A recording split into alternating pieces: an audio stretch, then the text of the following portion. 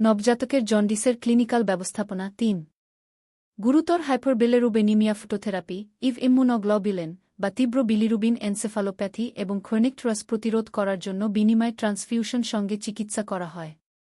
বিলিরুবিনের মাত্রা মূল্যায়ন এর জন্য নোমোগ্রাম পাওয়া যায় যা ফটোথেরাপি এবং এক্সচেঞ্জ ট্রান্সফিউশনের প্রয়োজন হয়।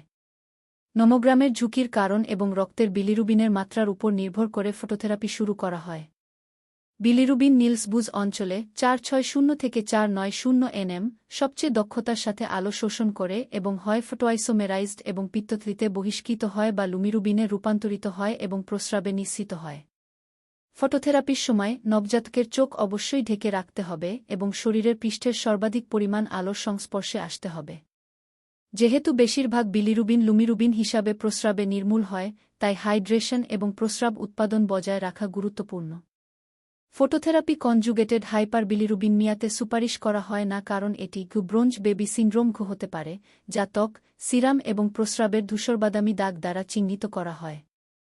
যখন ফটোথেরাপি বন্ধ করা হয়, তখন মোট রক্তের বিলিরুবিনের মাত্রা বেড়ে যায়। এটি রিবাউন্ড বিলিরুবিন নামে পরিচিত একটি ঘটনা।